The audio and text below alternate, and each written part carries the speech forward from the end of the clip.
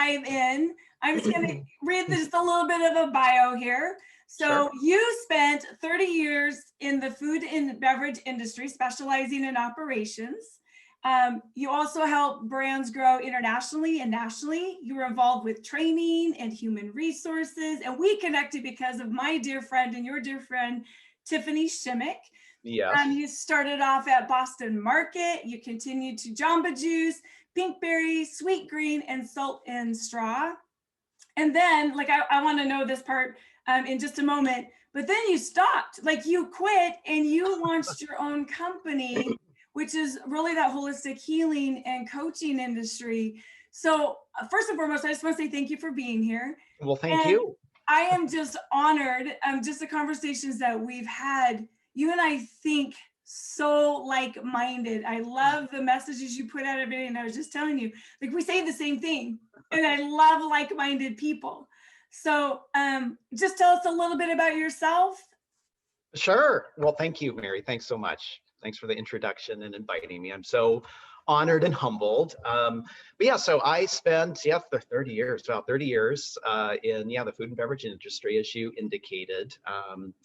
And just got involved in, startups, if you will, helping them grow. But I always really had, I'd say, the way I approached my role was through the development of people. And I think that I've always been more intuitive in terms of my approach in the business, which is sometimes rare on the operations side, because the operations side can be a little more black and white, and I tended to operate a little bit more in the gray, right? So balancing logic and intuition, but a little more of an intuitive. And so I guess to get to the boot effect and how all this came to be, if you will, I'd say in 2014, I took the opportunity to dive a little bit more into more of the spiritual side of myself and really dive deep into my purpose, right? I'd been doing what I'd been doing and loved, being with these brands, helping them grow, and, developing others and all of the success that is a part of that. And then it was really towards the end of 2014, I felt a pull to be more of a healer, if you will, and not really sure how that was going to show up. And then in 2017, I fractured my foot. I had a hairline fracture and I was in a boot. I'd never been in a boot before. And so it happened that I had to do a business trip back east. So I live in Southern California. And I was just amazed from the moment I got to the airport, just how kind everyone was and how helpful everyone was. And I thought, especially as we travel and the airport and right the plane and the hotel, we're all kind of in our little bubble doing our thing. But with that boot, I was just struck by the generosity of strangers. People just wanted to help me. And I'm someone who's pretty independent, so it's probably an opportunity for me in my past to ask for help. And anyway, the whole trip, I was just overwhelmed. A few months later, this is when I was with Sweetgreen. I was in New York City in one of our restaurants. It was lunchtime, and I was in the lobby, and I watched a customer walk in with the boot, and I watched other customers help him.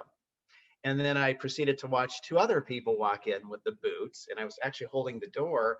And it was in that moment that I was like, it's the boot effect. That's what this company or the book or whatever it is going to be. And it was a parenthesis E. So it was a double entendre, right? So it's one of those moments of my intuition, the universe is telling me there's something to this. And so my partner, Mark, bought the domain rights for my birthday in 2017 and really was like, this is what you have to do. But I wasn't ready, right? And I was afraid to just jump off and do this. And so to fast forward, I joined Salt and Straw, which is in an ice cream concept based out of Portland, Oregon. And the story goes, Kim, who is the co-founder and CEO, knew for many years that she was supposed to open up an ice cream shop in Portland. And at the time she lived in Seattle. She had a long career with Starbucks, but just really was called to open up a community gathering space through ice cream. And so she waited and she waited. And then finally her partner, Mike, said, what are you waiting for? And so at 40, she risked it all. And of course, it was a huge success. So I joined Salt and Straw in July of 2019. And so, everything's so serendipitous. I think having the time with Kim and working with someone who knew what they were supposed to do, and then finally said, you talk about just jump and do it. And then of course, going through 2020 with COVID and, you know, everything that happened, I thought, my gosh, if I'm here to do something more in terms of healing and guidance, now is the time. And so in October, I took the leap. It's so crazy. So talking about how our paths align, I'm listening to your story, and it was seriously the same type of story Yes. within us, because we started Driven in 2009 in the height of Oh, everything right. crashing. It's like, who Yes. starts a business in the midst of a pandemic or a big crash, right? But Right. and I love what you just said, because I believe we all have something in us. Like, we have that dream, we have an idea, yet we get so afraid to jump. And we Yes. wait for the right opportunity. We wait for it to be perfect. We wait for us to know it all, to have the right education, the stars aligning. And you know what? Life is never like that. And Never. when you jump, you know, there's a lot of pain and there's a lot of struggle. But I was There just is. reading something this morning that said things that are given to us freely, we don't respect them. When Mm, we own it, when we take it and we own it and we work it, yes. that's when we it really comes to life, because we respect, like, it is blood, sweat, and tears. Yes. And that's what makes people like you successful. It's just like, Mm, yes, you have your journey, yet you jumped. yes. And here Yes. we are. And And I here we love the are. food effect. Like, I love it. I was like, Oh, thank you. how does that come into effect? You know? That was it. It was just truly that moment. And yeah. When there's empathy, when Yes. people see someone hurting or someone in need, it really Yes. creates a level of empathy and sympathy, so to speak. And it's just like, oh, our hearts open up to people. And I They love do. that concept of the Buddha effect, because how can we tap into people to where we connect them? And especially, I think now in this world, it is, whew, my heart just goes out to all the things happening, and this world needs that, the Buddha effect, Yes. more than ever. Oh, well, thank you. Thank you. Yeah. Okay, so let's talk about your topic, the power of controlling the ego and becoming a Yes. more mindful leader. Yes. What does that mean? Well, for me, you know, the ego, quite frankly, is just this, right? And there's so much that's been written about ego, and everyone has their definition or version. And for me, it's really the falsest sense of self. It is all of that negative chatter, the fear, the worry, you're not good enough. It's all that, quite frankly, can paralyze you and stop you from living your purpose or taking the risks. And, you know, years ago, I read Russell Simmons, right, the founder of Def Jam Records, wrote a great book called Success Through Stillness. And that was my introduction really to the power of meditation. And in that, how it is that you create a space for yourself where you turn this off and you start to go within here, which is really the voice that you want to be listening to, oops, and following. Oops, sorry about that. My camera went up. It's okay. We have a still There we shot. go. It was still you. So for me, that is really the ego. And how is it that whatever your practice is, because it always flares up, it's never going to go away. It's really a matter of how it is that you, quite frankly, make friends with it so that you're better able to control it and recognize when it is really flaring and taking control over your actions or your words and having the practice to silence it to get back to that inner voice and that state of mindfulness. So being in operations for 30 years in the Yes. operations field, I'm sure you saw that a lot, like Oh gosh, ego coming yes. in. So Oh sure. how do you teach it? Because it's not something, I mean, I believe that people want to be more of a mindful leader, Mm-hmm. yet the ego, and especially coming from the fear place, is so Sure. prevalent. How do you teach that in the workplace? Well, what I would say, for myself in terms of how I incorporated it, let's just start with my direct reports. So throughout my career, whether I was a district manager or, the head of operations, I always believed that my responsibility was to help silence the noise for my people, right? And to protect them from all that noise, especially in the startup world where, all the companies I joined, excuse me, they were a little smaller, but right as you start to expand and there's just noise, noise, noise. And what I would always talk about is, whether we have direct reports or we don't, but especially amidst all of the noise, our opportunity, the analogy I used is getting to the eye of the hurricane. Right. So there's always going to be a lot that's going on. That's the nature of business and the nature of life. And the challenge and the opportunity for us is how is it that we regularly find ourselves in the eye of that hurricane where it is most quiet, but you can still see and you can still be clear about what's going on around you and the path forward. And so I think for me, in terms of helping teach people the power and the importance of this, quite frankly, through the mindfulness component of myself, was really understanding how those who I worked with, either as direct reports or cross-functionally, really made them tick, right? So that I could better understand,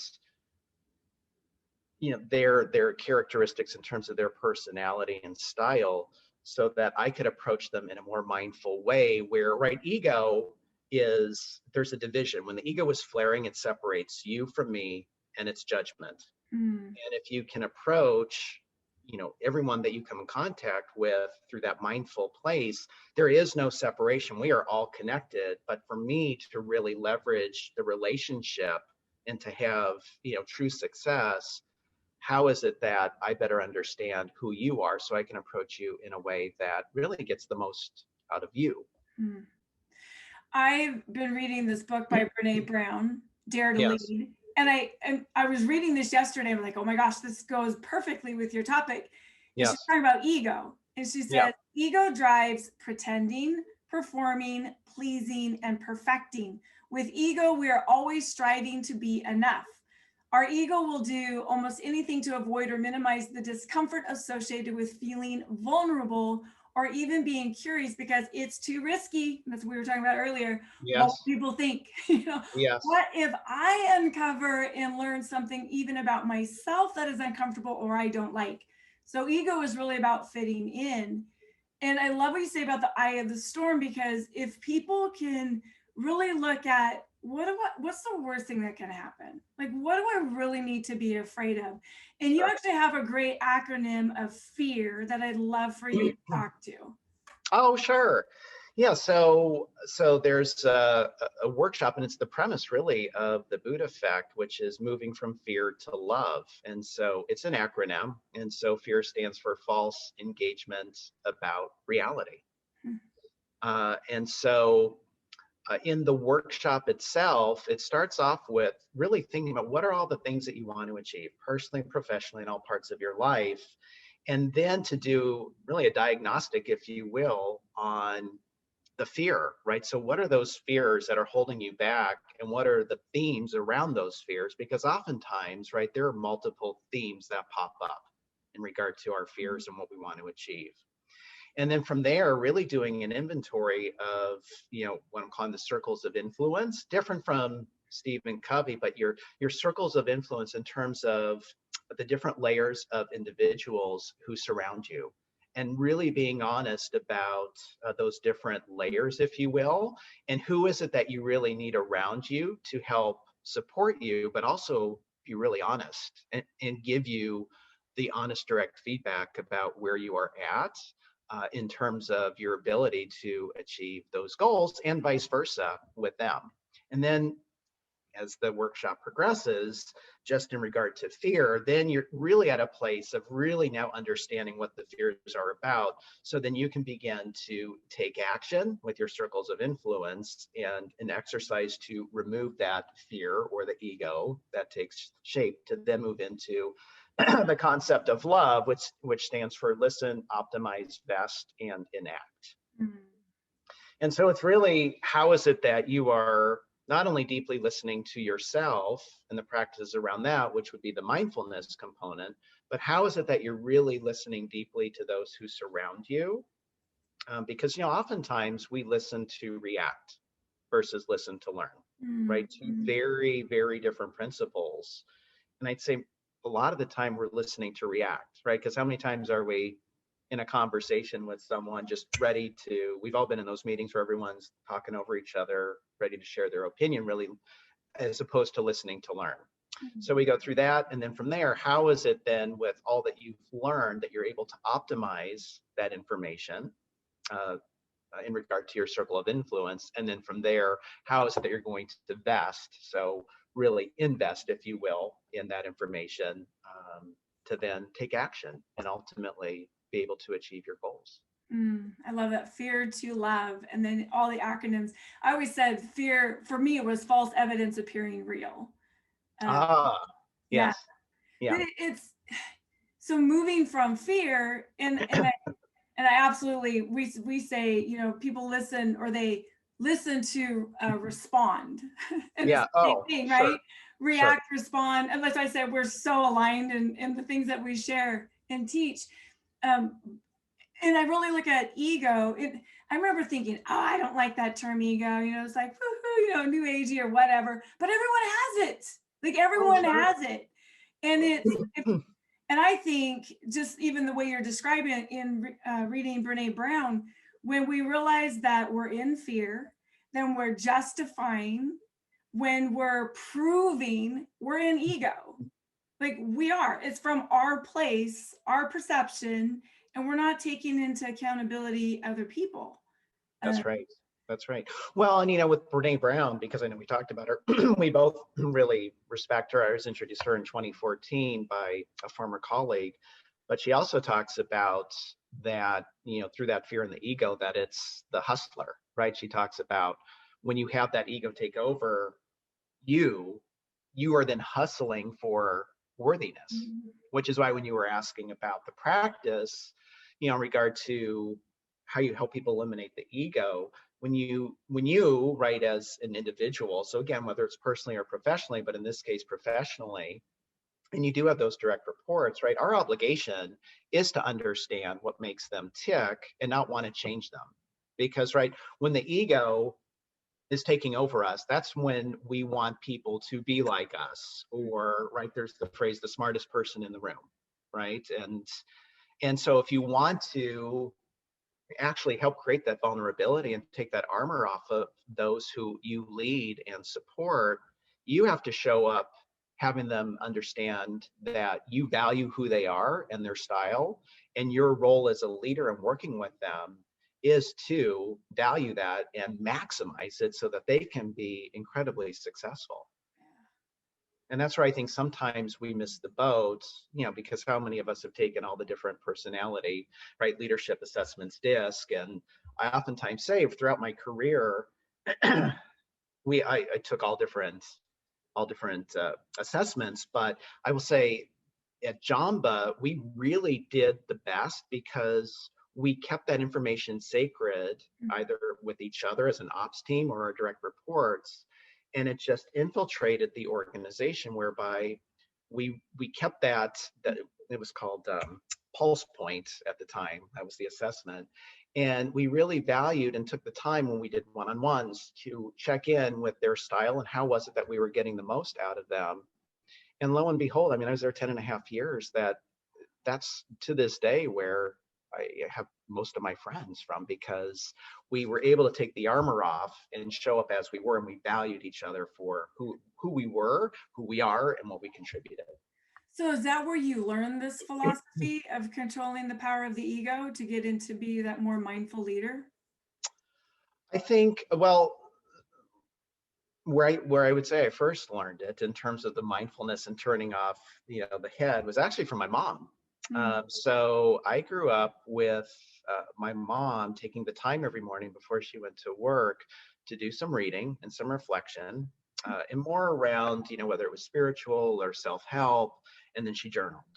And so I grew up with her, right? This is late 70s, early 80s, doing that. And so I started that practice for myself. But then when I went to school, one of our professors, Dr. Paxson, she taught us all about the power of influence. And so there's Dr. Cialdini, who wrote the book Influence. And so in that, she really zeroed in on this whole mindfulness component and how it is that we see each other for who we are, right? Eliminating the ego. And that was the basis of her curriculum with a couple of the classes that she taught. And then from there, yes, at Jamba, what I would say is our CEO, Paul Clayton. So when he arrived in 2000, I'll always remember this. I was a new district manager, and we had a 90-minute drive. I had this crazy U-shaped territory, and he was sitting in the back seat, and our head of construction was driving.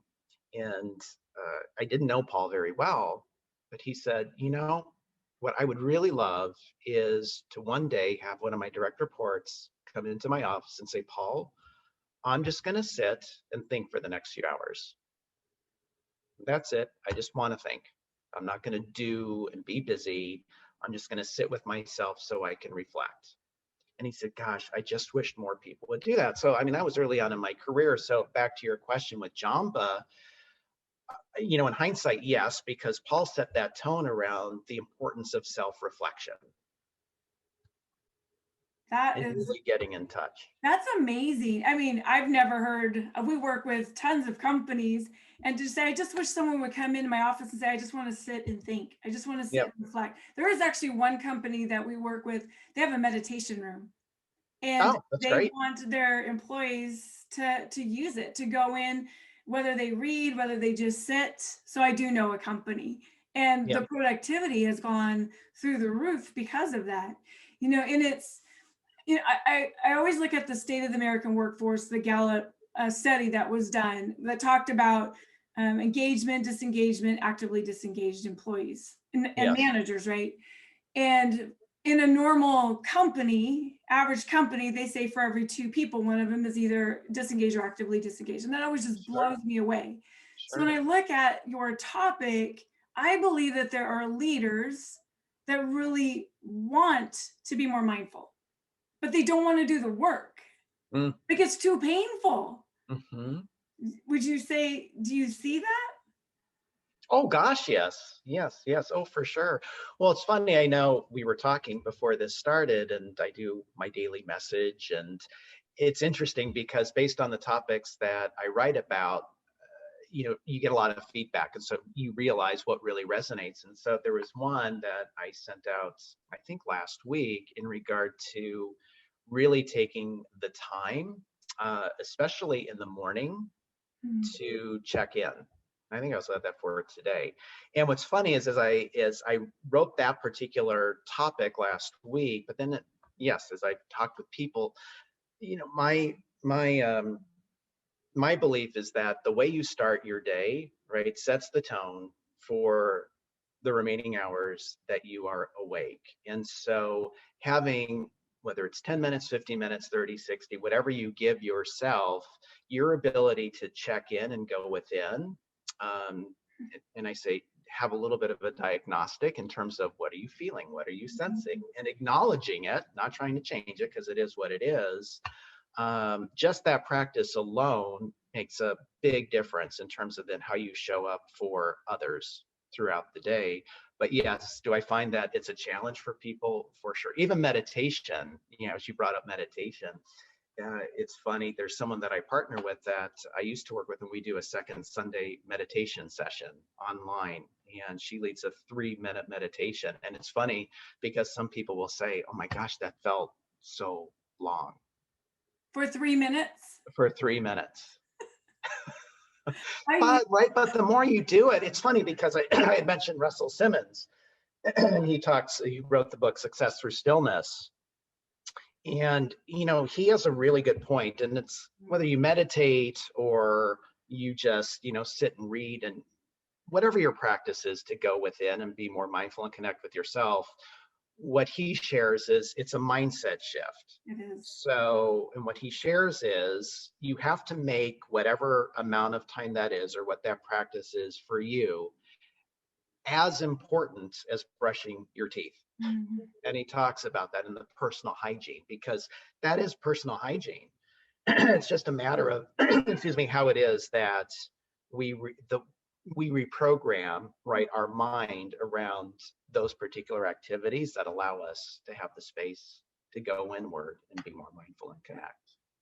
Well, I was laughing because when you said 3 minutes, I remember I do a lot of breathing, like meditation. I use the Calm app.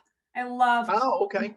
Yep. And the first time I did it, I was like, whew. I mean, it's like, because there's so much noise, right? There's our Yes. thoughts, our mind is constantly just like, it's like, oh, what about this? And it's like, no, just breathe, you know? Yes. And I got to the place where 5 minutes, just like, how did 5 minutes happen? 10 minutes, it's like, oh, 10 minutes is done. Yet what you're saying, to your point, we have to practice. Like We it's do. like before playing a game, right? You have to practice and you have to step into it. You don't, most people say like, we're going to start some, we're going to go all in. And then they get burned out because they don't see the success. So That's exactly right. yeah, so how would you teach someone? So first and foremost, what would help them be mindful? So if you were teaching someone to set up a mindful practice, I know you already touched on a few, but give us Sure. just your step by step and how you would walk them through it. Sure. Well, how about maybe what I'll share is what I do for myself. Okay. That I've shared with others for a long time. So the first thing when you wake up is take a couple minutes to just lay and check in, right? Don't jump out of bed, and really think about how much time you want to give yourself to enter the day. So for me, having a few moments, call it 3 to 5 minutes of laying there and kind of checking in. What am I sensing? How am I feeling? And then I go and I do 4 different readings is what I do. And I really try, and there's a lot written about this too, right? Not grab your phone, right? Stay off of your phone, stay off of the computer, because that is all noise and it's a distraction. So if you can make the time through some reading, I'm a big believer in reading. So whatever that is for you that has you go inward, take some time to read, because right, what you feed your mind is as important as what you feed your body, quite frankly, if not more, right? Because it's your mindset. And then journal. So I keep a journal, and every morning I start off writing what I'm grateful for, what my intention is for the day, and what my focus is for the day. And so I give myself 30 minutes to enter the day that way. But even if someone that I worked with not that long ago just wrote me and said he's just trying to get 10 minutes in Hmm. to start his day and not, right, do the social media piece, not the phone, and just sit and reflect. So I would say that give yourself that time to wake up, check in, and then go do a little bit of reading and some journaling. Yeah. There's Hal Elrod. He talks about the 5 minute. Oh, what's the title of that book? 5 minute. It's the same thing, but you take 1 minute for each thing and it's the journaling, it's gratitude, it's Hmm. breathing, but it gets you going. And I remember when I first started journaling, because I'm an all or nothing, as we Yes. said, it's like people jump in and then it's overwhelming. I Yes. remember setting my alarm and I said, I'm going to do 5 minutes. So I Yeah. got my book out and I just wrote for 5 minutes and then my alarm would go off. And what I realized was that it wasn't enough. Then I would set it for 10 minutes. And your morning routine is so similar to mine. And Hmm. actually I give myself an hour now because Oh, 30 you do. minutes is Yeah. not enough. So Yeah. I lay in bed, but I do a gratitude. So I lay there and I just Oh, think about what I'm nice. grateful for before I Yes. even start my day. Get up, do my journal. I have a reading. I write my intention and I'm absolutely, and the crazy thing is I don't see the difference until I get away and I don't do it. And I'm like, there's Ah. something I'm off. Like, why am I Oh, irritated? Why am I angry right for now? sure. And I go, oh, I just didn't do my morning routine. Yes. Oh gosh. Yeah, because you're not centered. Right. I mean, Right. you're not centered. No, I totally agree with that. Because I'm not perfect at it. Of course, I'm going to have my days where I got busy and I didn't do it. And you're absolutely right. I end up being like I'm disheveled a bit. I'm not mindful. I know when I am in the eye of that hurricane, of that storm. Like you just kind of know because you're so present, right? Because to me, that's what that entering the day that way, what that does is it allows you to really be in the present moment, which is what mindfulness is all about, right? It's not about thinking about the past. It's not about thinking about the future. It's about the here and now. Will you talk more to, and you and I had talked about the personal board of directors, and you're talking about the circle of influence, Yes. because I really believe that when we look at how do we control, first and foremost, we have to be aware of our ego, that Yeah. fear. How do our personal board of directors really play a part of helping us become more mindful?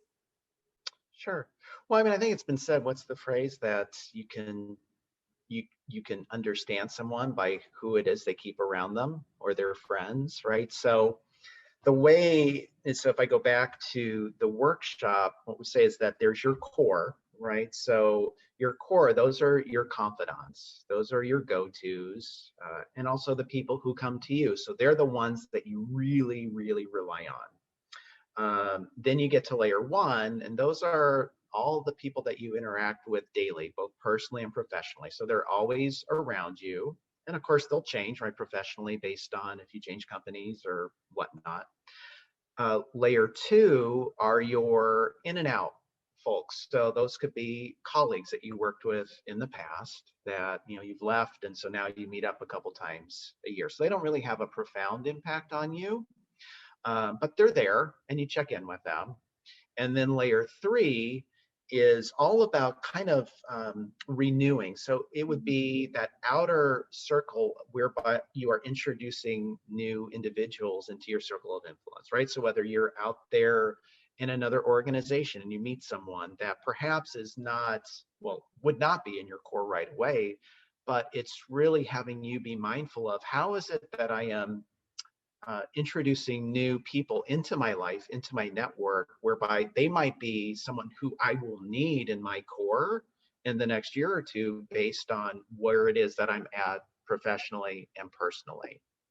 So those are the different layers, if you will, of the circle of influence and your personal board of directors. And so when you get to the core, you really want to be, you need to be, what's the word that I want to use?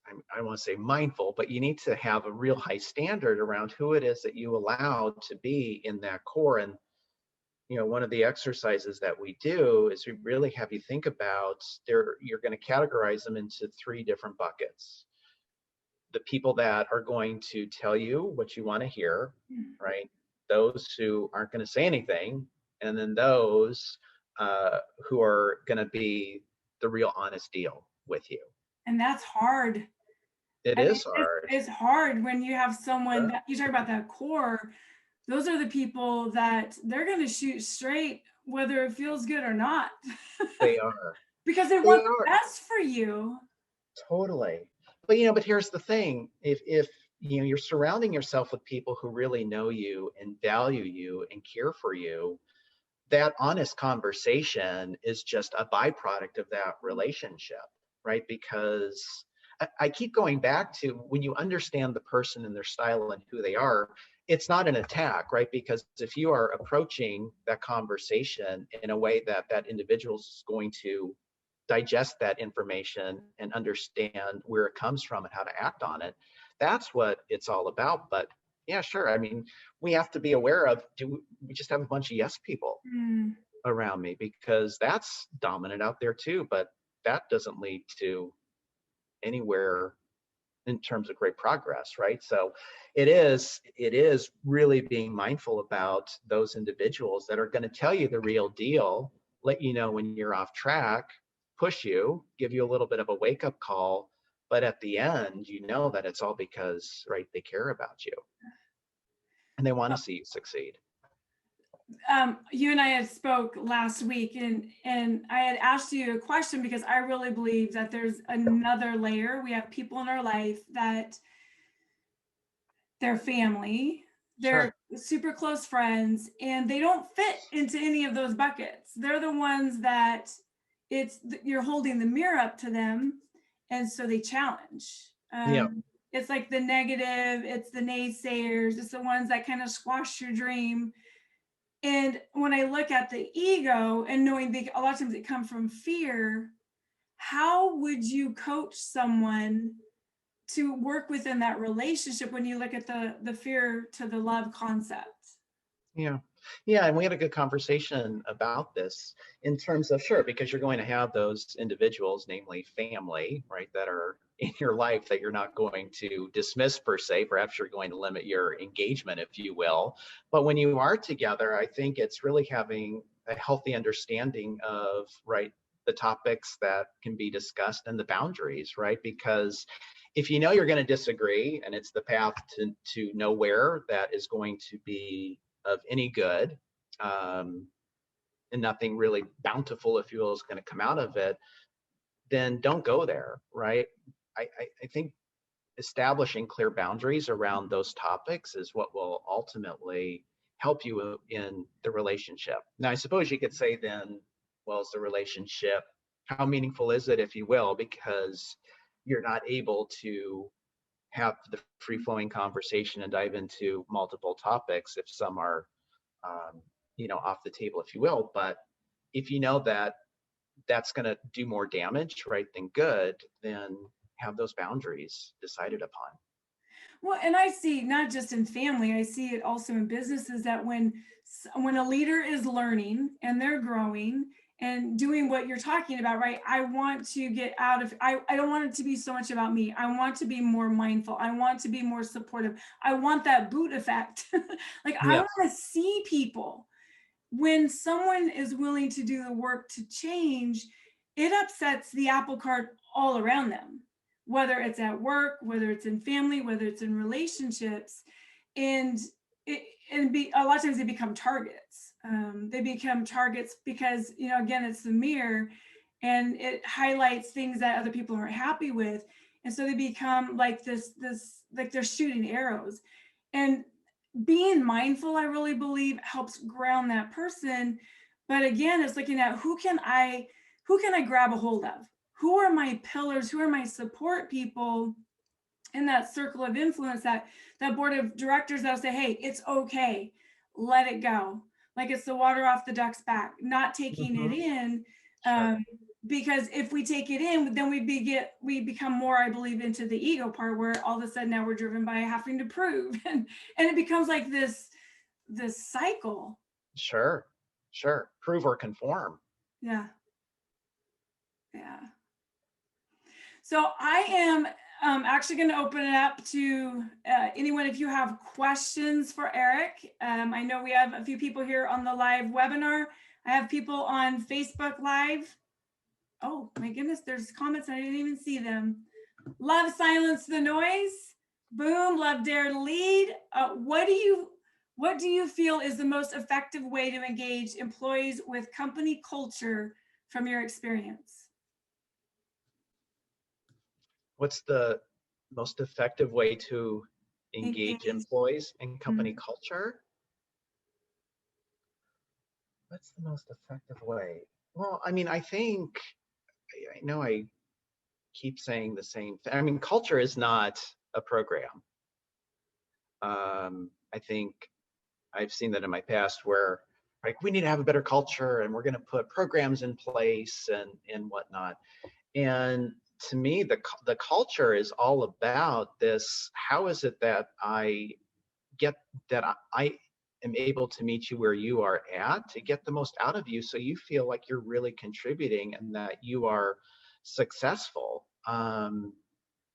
In all of my experiences, if there's been an issue in terms of the culture, meaning that there are all those sidebar conversations, or you're not feeling the love per se, and what I found is it's because there isn't what's missing culturally from the organization is their ability to truly value everyone who is a part of the organization and their contributions. And I keep going back to that style. I think I found in my career that when you really show up and lead others in a way that gets the most out of who they are, I mean, that's the call, right? People want to be successful at the end of the day, and they want to feel like they're making a contribution. As Paul from Jamba, who I had mentioned earlier, he years, I mean, it was years ago, but he used to say to us, people aren't showing up to do a bad job, right? People aren't showing up to make this a bad place to work. If that's the case, you got to look in the mirror and say, what is it that you're doing that's creating that environment for those people? Because people ultimately want to show up and be successful. Did you ever work in a culture throughout your years where it wasn't like a Paul, where you had the upper leadership not being more mindful, that they were more into the ego, the fear, numbers driven? Oh, sure. So how, yet you still as a leader, you've had this for years. This is who you are at the core, is that you Correct. believe in really showing up, having the conversation, getting to the core, the eye of the hurricane. So how did you work within a culture like that? How did you influence? Because you're different, but the culture is the glue that holds. It's the way things are done, and the leader, it comes from the top down. So how Sure. did you still make a difference? Well, so my responsibility is, to make a difference to my direct reports, but then cross-functionally with the other departments. So I would say for me, my first was to ensure that I had my team protected and feeling successful. So that goes back to eliminating the noise. And I think I've always been that kind of leader whereby I want to protect my team. And I don't mean protect, not have them, have learn hard lessons or have some of the struggles, but to just keep them focused and clear. Because when you have that from the top, it becomes a distraction. So all that I can do then from a peer-to-peer standpoint is share my thoughts and my the way that I can influence based on my perspective. Did I always succeed? No, I did not. We No, failed. and here's what else I'll share too. For me, is stylistically, I got my results through my people, right? So it was all about relationship driven, but not to the point of it being excessive. But I first built the relationship to be able to then ultimately get the results. And I'm one of those styles that I want to do something right the first time, so that way it sticks and we're good to go. But I also learned in my career that that's a really rare style. And so at times I found myself kind of like a fish out of water, right? Even from, a top leadership standpoint, because I wasn't always necessarily understood. And so in that, I had to find ways to influence and express my point of view, because it wasn't necessarily what I'd say the norm, if you will, in terms of how you'd go about doing business or creating the culture within the organization. Right. So I did find myself in those scenarios as well. Well, and if you want to do it right the first time and make it stick, that's not human nature. We got to do it over and over and over. It's fail Sure. forward, it's get back up, because if we do it right the first time, we never learn the lesson. Sure. Yeah. But thank goodness for the journey. That's exactly right. Max is hilarious. He says, I need to brush my teeth more, apparently. Like, what you were saying about the morning routines. Yeah. Of course. Yeah. So in regards to the workshop that you're going to start delivering, would you talk a little, is that going to be virtual? Is that going to be live? For now, it'll be virtual. So it's broken up into 2 different sessions. So the first one is coming up on May 22nd. And then the second one is on June 12th. And the neat thing about this workshop is, based on the organization or group of individuals, is it can be a little bit of, I don't want to say pick and choose, but it can be a 2-hour session. It can be a 4-hour session.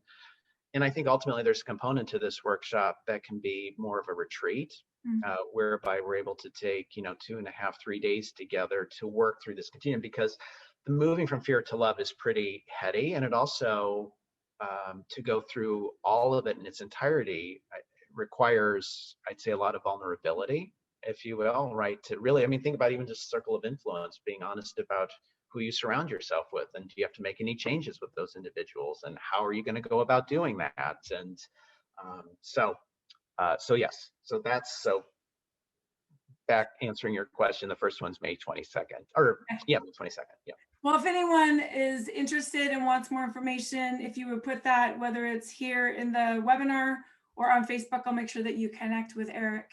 It's interesting that you were saying about the circle of influence. I remember my husband, Eric, and I, years ago, every year we would, well, to this day we still do, we map out our goals for the year, the vision. And there was a couple of years that we actually looked at our circle of influence and we said, who is in our life? How are they influencing us?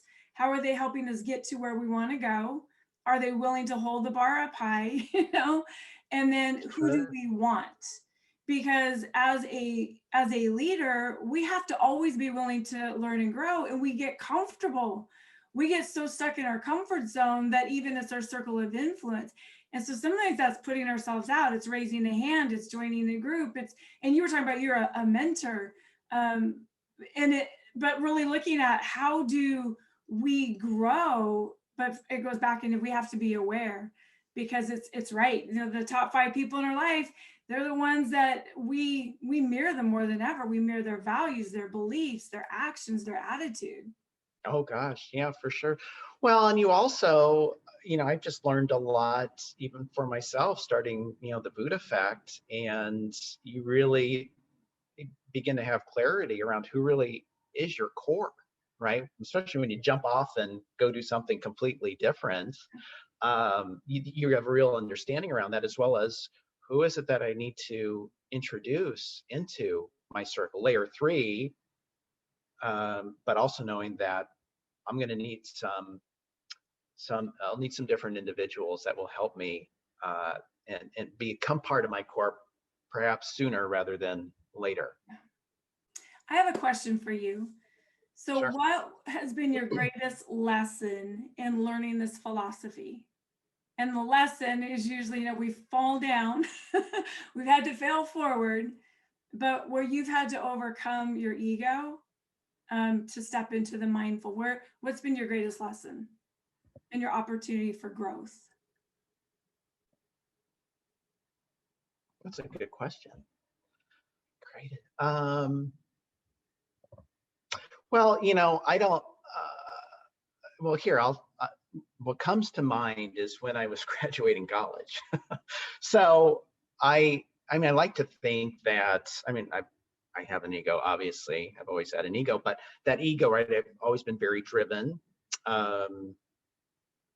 And personally, right, more so personally, and what it was that I wanted to achieve. And so I think what comes to mind is the first time my ego got disrupted. How about that?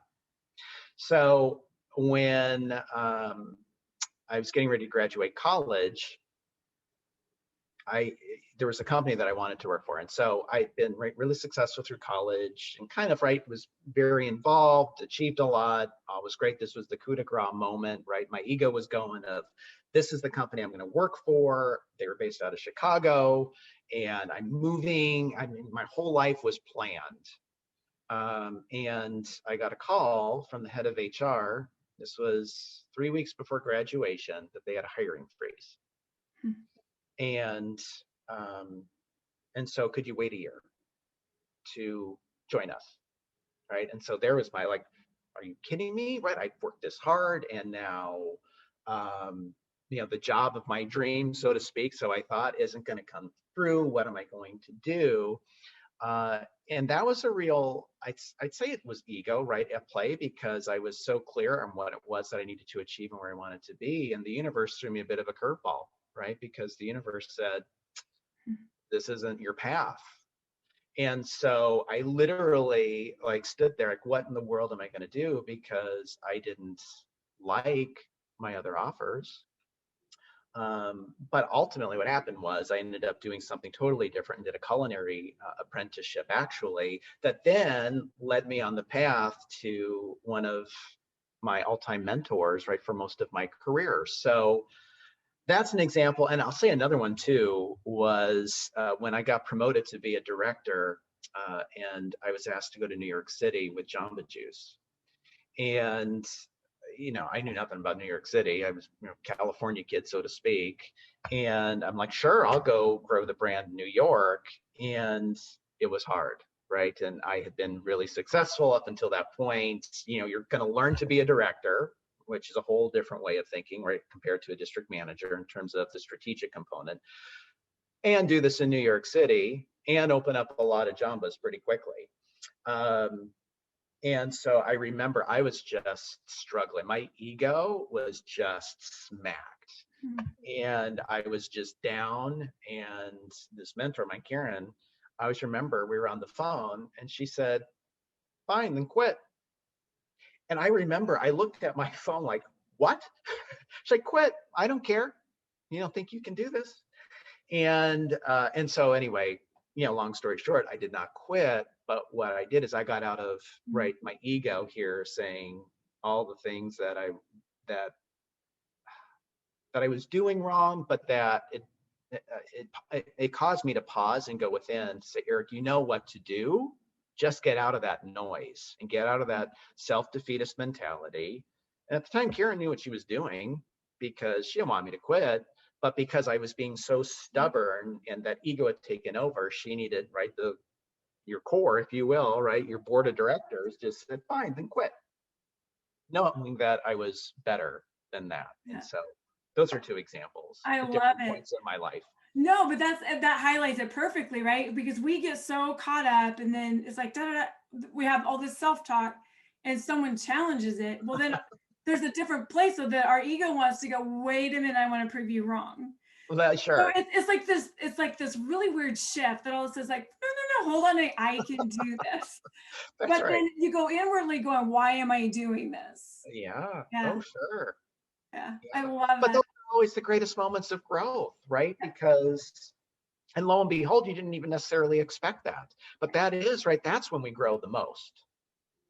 I love embracing the suck, so to speak, because if every single person looked back on their life and there was sucky times, hard times, and we embraced it, as my husband says, we actually move into so much better. It's like this path, like there's always these stepping stones. And when we get out of our own way and we embrace it going, all right, so and now what can we do? Where can I go? We look back, we would never be the person we are today. Doors wouldn't have opened up, opportunities wouldn't have presented themselves without that. And we're our own worst enemy. Oh, we are. Oh, we totally are. Yeah. Well, because we want control, right? Again, that's the ego. We want to control all those situations that are tough, as opposed to saying, you know what? I'm not in control. All I'm in control of is my response, right, to the situation. Well, why don't I show up from a place of, there's always the other side. We're going to get there. And what can I learn from this? And kind of let go. But that's hard, right? I mean, clearly that's hard to do. But when you can get to that place, and I think I shared with you when we were chatting last week, when you're in those situations, I use the analogy of being in a tunnel, right? And so, okay, here's the challenge or the situation you're in. It's going to take a while. And I say, so you're in the first part of the tunnel. And the way that I gauge progress is, okay, so what % of the way through the tunnel are we currently to begin to provide some hope? And then when you get to that 50% and you can start to see that light way at the other end, it's right, it's having the faith, right? And the confidence knowing that you're going to get to that other side. But while you're going through that darkness, if you will, embrace the learning that goes along with that. Because you're right, it is where we grow, but it's certainly super uncomfortable. Yeah. Certainly scary. Yeah. I love the analogy of the tunnel because you're right. It's like the very first, we don't see the light at the end. And then we start to go through and we're like, how long is this going to take? And as soon as we see a light and there's hope, we can move forward. But people get stuck in the lack of hope. Well, and there is that light, and it might be a different ending / new beginning than you ever anticipated. But you always just have to trust that you're on the path you're supposed to be on, even when you don't fully understand it. Yeah. So that's the beauty of it. Yeah. Well, we are going to bring this to a close, and I just want to say thank you so much, Eric, just for Mary. being here, showing up. I just love, I love your heart. I love your teachings. I love that I find someone that is so like-minded. I'm like, oh my gosh, we could just play off of each other. Like, I'm like, oh, me too, you know. This could have gone so much longer. And I just want to thank you for showing up and for being here, for saying yes. Of course. Thank you. Thank you all who absolutely showed up. And we're going to post this on our YouTube, and then we also put it on our podcast on Apple. So we'll have access to this. Excellent. Well, thank you so much for having me. You're welcome. And have an amazing rest of your day and your week, everyone. And we will see you next week. And I guess it's my turn. It looks like you're going to be interviewing me. So more to come. That's great. All right. Well, we'll see you all. Have a Thanks, great day. everyone. Bye. Thank you. Thank you. Bye. Bye.